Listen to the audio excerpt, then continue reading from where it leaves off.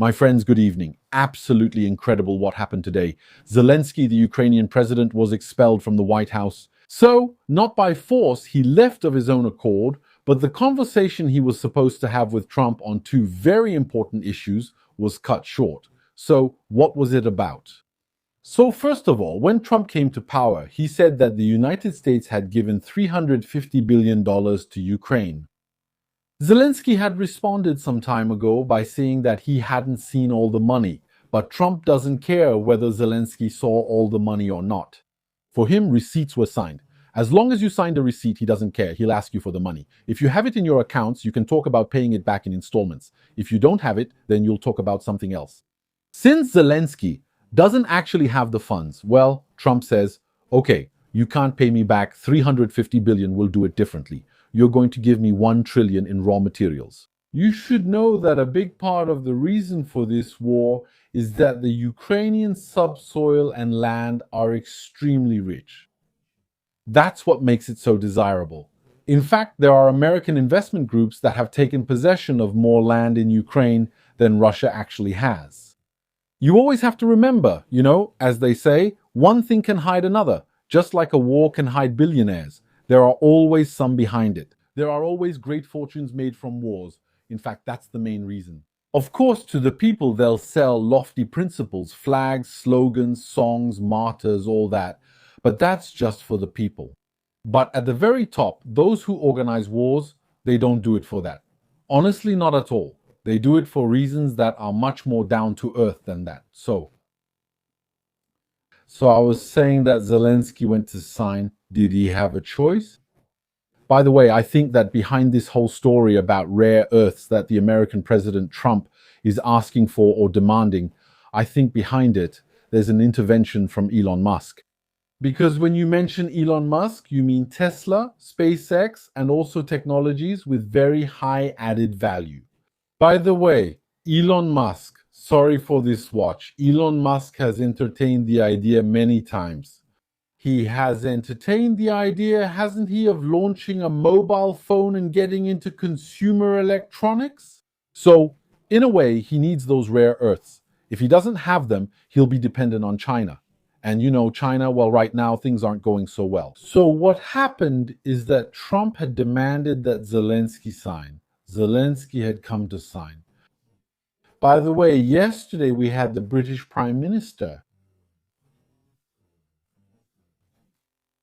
Keith Starmer, who said in front of the cameras to Trump, yes, as for the money we gave to Ukraine, it was money that was given with no strings attached, just like that, gifted, as he said. We gave it. The British taxpayer will appreciate it. Today we have the highest taxes in 70 years in the United Kingdom, and they keep going up. We have explosive inflation, energy that's unaffordable, mass unemployment, newspapers are headlining stagflation, the rich are leaving, the poor are leaving, and job creators are leaving.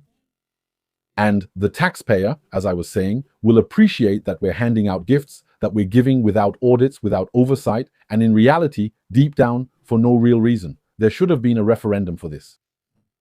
Although, between us, like many people in the West, I don't really believe in referendums anymore. Even though I agree with the principle, there's no point in holding referendums, honestly. Because if you hold a referendum, it's not worth it. You just wear yourself out and waste paper, time, ink, all that. Do you understand why? Because people vote exactly how they're told to on TV. That means if you want to hold a referendum, I allow you to hold an ecological referendum with the lowest possible carbon footprint. Just ask the TV or journalist how they'd vote, let them vote, and that's it. There's no need for a popular referendum since people just follow what television says. They're conditioned by television, as we say. Alors, so let's go beyond this philosophical consideration, okay? The other point was a ceasefire. It was about discussing a ceasefire. But Zelensky doesn't want to hear anything about it. He wants the war to continue. But of course, because where there's war, there's a big money laundering operation. There are billions being transferred over there, so of course. And on top of that, let me add maybe one more detail. I've often spoken to people who had secrets. But these secrets, they didn't want to reveal them. They didn't want to talk about them. All right. But on the other hand, by hearing them talk about many things, sometimes about the weather and everyday stuff, you can infer the secret they're hiding. I'll give you an example related to this story. Yesterday, there was a kind of joke. There was a joke. You know, Trump, when he speaks, well, today he's not the same Trump as in 2016. He's someone who's extremely well informed, extremely thoughtful. And when he makes a statement, you have to look behind it. It's not by chance. I'll give you an example of something he said so we can understand the guy's mindset. It's very important. The statement is trivial. This statement isn't interesting, but it will allow us to set a baseline to let us know where we're going to set the bar. Look, he congratulated in front of the cameras. He complimented Keith Starmer on his suit. Nice suit, Mr. Prime Minister. Was that comment just a coincidence? No, not at all. Why? Because recently Keith Starmer was involved in a scandal in the United Kingdom. It was about suits he received as gifts. There's a guy named Lord Ali, I think he's of Pakistani origin. He gave him some suits. You need to know something. And this isn't a partisan speech. What I'm telling you here isn't partisan. That means when I criticize the left in my videos, don't think that I'm praising or defending the right in a roundabout way. No. When I criticize the right, I'm not defending the left. I put them in exactly the same category. The only difference I notice is that left-wing politicians are a bit cheaper to buy, that's all. You can buy them for a suit, a pair of shoes, a watch, a trinket, you see. They're cheap. I think maybe that's their only advantage. So when Trump is saying, oh yeah, nice suit, he's not saying it by accident. He's someone who, before meeting people, gets a full briefing about them. He gets a briefing on what we know, what has come out in public, in the newspapers, the scandals, all of that. But there is also information that isn't public. Information that comes from wiretaps, intelligence, things that are known at that level, but still aren't public. But you can always draw inferences. Okay? Later, at the press conference, in front of all the cameras and everything, what is Trump going to say to Keith Starmer? He says to him, and Russia, why not go there yourself? Why not attack them yourself? Okay. Why does he say that? He said that because it's probably the continuation of a conversation that took place in private, that happened without cameras, that happened in a soundproof office, with senior officials from the Pentagon or intelligence agencies, from the White House, all of that, about this whole story of the war between Russia and Ukraine. And probably Starmer had come to ask Trump to get involved in a third world war. Because you have to know one thing, for example, the United Kingdom lives in such a state of Russophobia that probably to explain the prevailing Russophobia here, you don't need to do geopolitics or politics. You have to turn to Freud's books to understand it. Because it goes beyond understanding, it goes beyond differences between countries. We've seen countries fight over things. The history books are full of it. Fighting over a border, over a countess, over money, over all sorts of things. But here, we have a literally supernatural dimension. For example, the United Kingdom committed itself while Trump was already in the Oval Office, when we already knew that this issue was going to change dramatically, that things wouldn't be the same in the coming weeks. Keir Starmer committed to giving billions to Ukraine every year for 100 years. For a century, you heard that right. What does that mean? It means that at the rate the United Kingdom is getting poorer, it means future generations, those who aren't even born yet, will have to, until 2125, find the money. Even if they have to deprive themselves of everything. They are already deprived of everything today. But in the future, it will be fine. Moreover, with the UK's net zero obsessions, with the wealthy fleeing and companies shutting down, all of that, the UK risks becoming one of the poorest countries in the Western world. Well, those poor people will have to find billions every year to give to Ukraine because the prime minister signed. You see? And it's not about individuals. It's unrelated to Zelensky and Keir Starmer. It's an agreement between two countries. It's a binding agreement. The United Kingdom commits to doing it. Potentially, in 10 years, Ukraine could be an American state or become part of Russia or whatever happens. We don't know. Remember, just look at a map. I'm telling you something very simple. Go on eBay, buy a world map from 1985. Look at it today. Then return and tell me what you find. Borders shift, country names change, unions break apart, others are formed, all of that. You understand. So, in such an unstable world with, let's say, an acceleration of history, we can't even know what will happen in 6 months.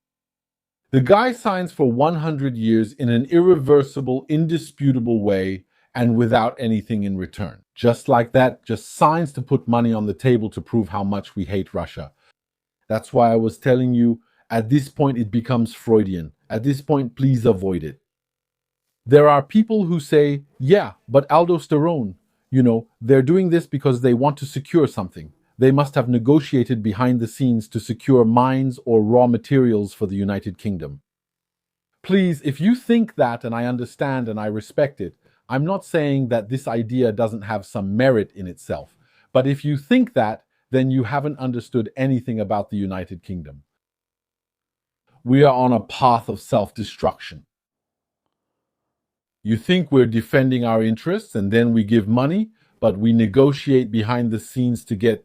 No, not at all, not at all. We're committing to every path of destruction, that's it. What will we do with the raw materials? What will we really do with them? Tell me. Americans need raw materials because they have an industry they want to keep developing.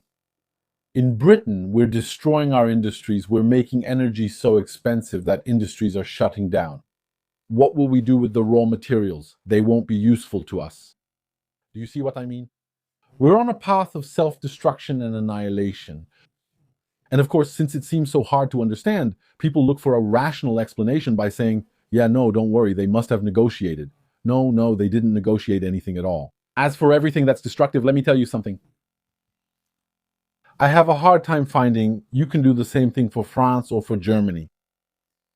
Find me, can you, over the last 30 years, find me one decision that was made in the interest of the British people by the British authorities. In France, I challenge you to find me one since the year 2000. Okay, this millennium. It's already been 25 years since the start of the millennium.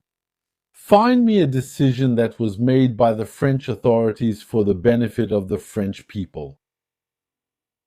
If you want to know about decisions that were made by Trump in the interest of Americans, I can give you some from this week. Okay, it's Friday, so I can give you some from this week, starting from Monday. I can't point to a single decision from the last 30 years that was made in the interest of the European people by the European authorities. That doesn't exist. Always. At every crossroads, at every decision point, it's like, moving forward in life or in politics or in managing a country or a society. It's like driving a car somewhere. You're driving and every so often you come to crossroads. And at every crossroads, you have to make a decision, make a choice. Which road do I take? They will always take the wrong one. We're in a country where we commit to giving billions every year for 100 years. A country that in 6 months could be hostile to us or friendly. Whereas if ever there's a clinic that's going to close, a local maternity ward that's going to close, by the way, I even have good news for you, there probably won't be any more problems with local maternity wards in the United Kingdom because they don't exist anymore. So that's it, the problem is solved. But when we have problems in schools, when we have problems with homeless people, when we have problems with soldiers living in poverty, when we have problems with working poor, with children, whenever there's a problem in our society, for us, you know what we do. You listen like that, and then they give you lessons in economics. They give you lessons in economic realism. And there's always that phrase that comes out at some point. We can't just print money, There's always that phrase, economic realism, and we can't print money. The next month, taxes go up, and then you find out they're handing out money everywhere for the climate, for Ukraine, for this and that, for all the endless ideological pursuits. That's it. The European peoples are being plundered. Literally, there's a plundering going on. It means that today, the state has become an instrument of plunder. It's no longer a management body that serves the countries or the people. It's a plundering mafia that's there to siphon off wealth using state force. As they say, the state has the monopoly on legitimate force. I assure you, if you don't pay, if you don't want to pay, if you don't want to pay taxes, you'll see what legitimate force is. They're capable of taking your house, taking your car, garnishing your wages. They're capable of sending you to prison. You have no choice. They take from you by force. But are you represented when this money is about to be used? Are you represented? For example, if we had the choice to manage our money because it's our money. After all, if we had the choice to manage our money, would we have, for example, funded gender studies around the world to the tune of hundreds of millions? Would we have done that? Would we have gone to Uganda to fund studies on gender equality? Would we really have done that?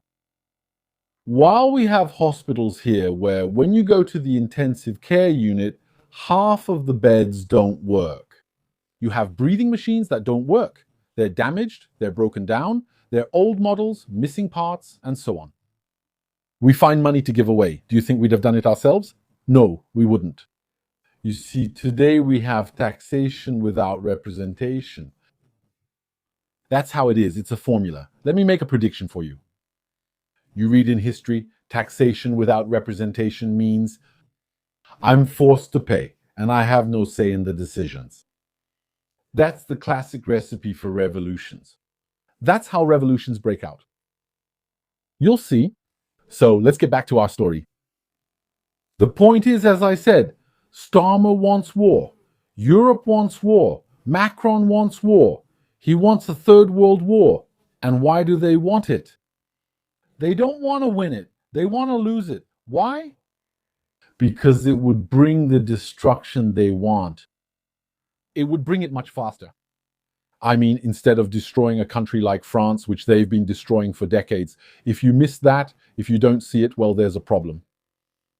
When you see the destruction on all levels, the family, the school, the economy, the art, the culture, even French cinema, everything is deteriorating and it's on purpose. I mean, if you start a world war, you get there faster. That's all.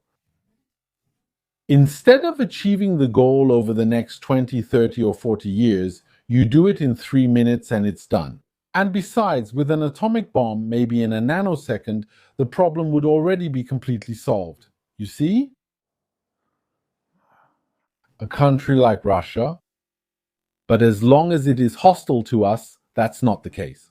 The Russians, I visited Russia a long time ago, learn French. They admire France a lot, but not today's France. Not the France with the plug placed in Place Vendôme.